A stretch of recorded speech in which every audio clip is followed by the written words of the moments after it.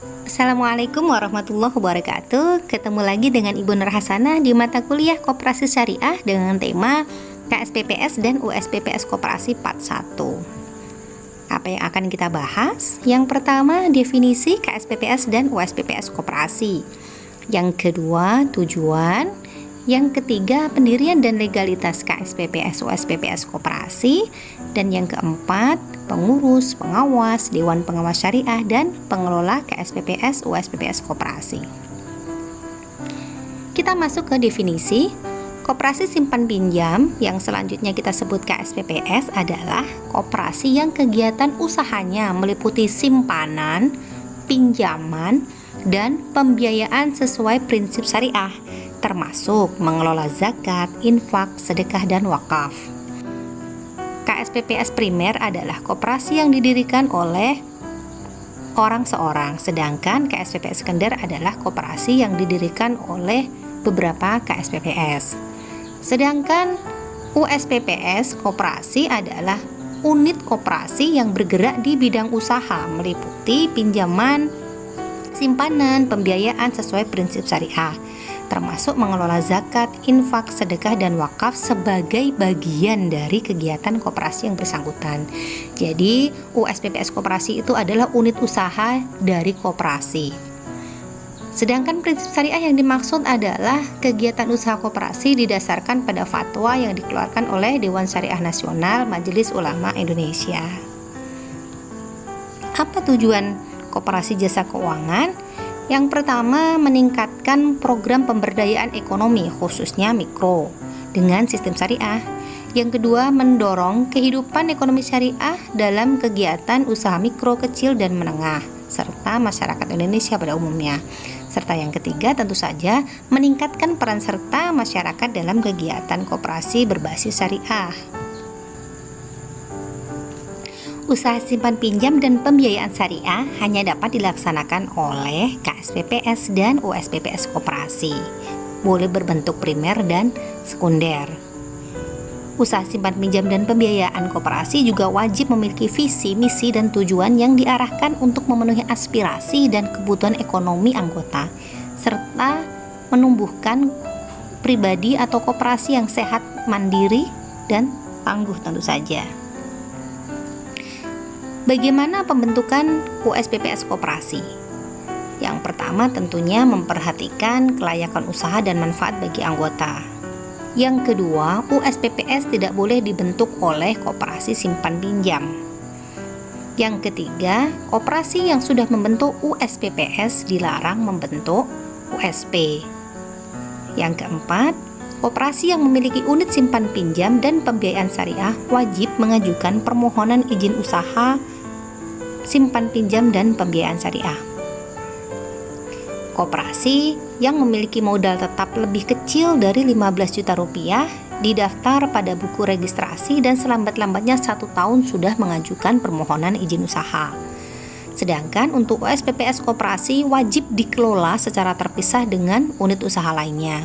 Mungkin ada usaha produksi, mungkin juga melayani penjualan retail atau konsumsi.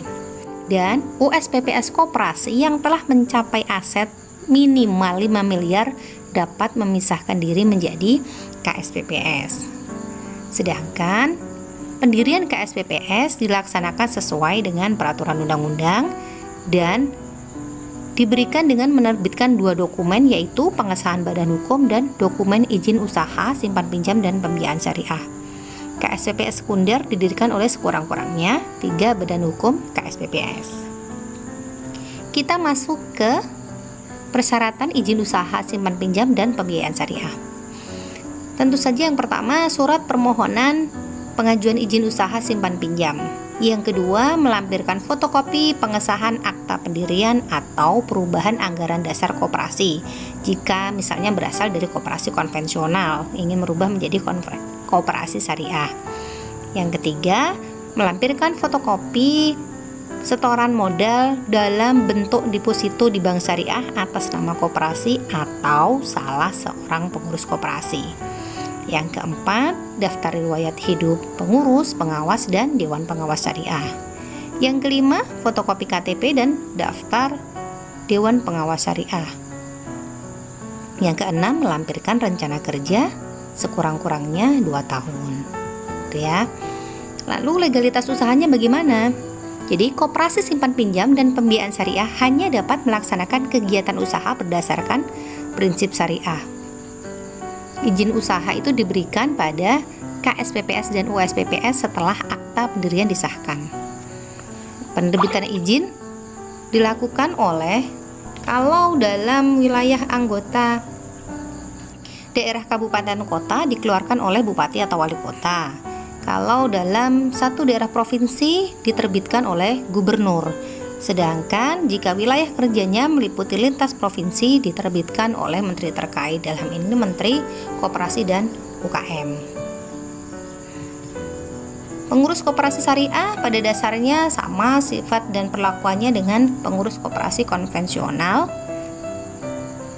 yaitu dipilih dari anggota, melalui rapat anggota, tidak melakukan tindak pidana, tidak ada hubungan sedarah dan semenda dengan pengurus, pengawas, atau pengelola yang lain, gitu ya, dan bertanggung jawab kepada rapat anggota.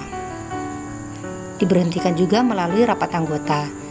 Dan seorang pengurus KSPPS primer dilarang merangkap menjadi pengurus atau pengawas pada KSPPS primer lainnya. Untuk pengawas koperasi syariah juga sama dengan persyaratan seperti pengawas pada koperasi konvensional.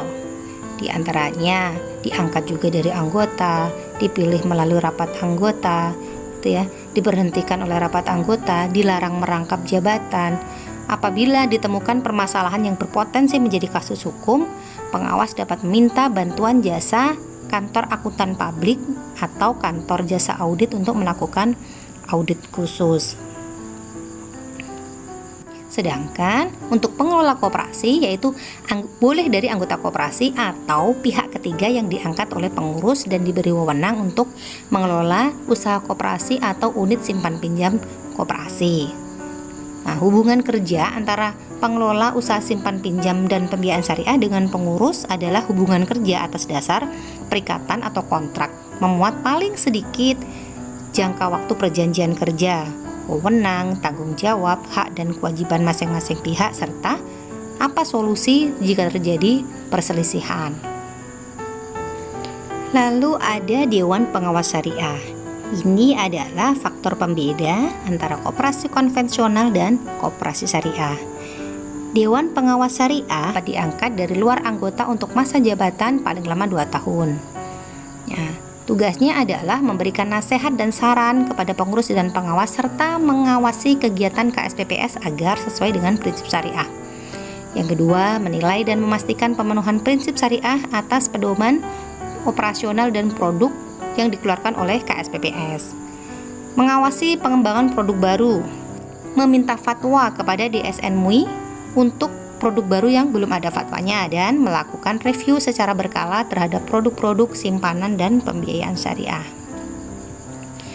Tentang transformasi, kita singgung di awal, bisa nggak sebenarnya koperasi konven menjadi koperasi syariah, sedangkan boleh nggak koperasi yang sudah syariah balik lagi ke konven? Jadi peraturannya adalah KSP atau OSP koperasi dapat bertransformasi mengubah usahanya berdasarkan prinsip syariah dengan persetujuan rapat anggota. Sekali lagi disetujui oleh rapat anggota.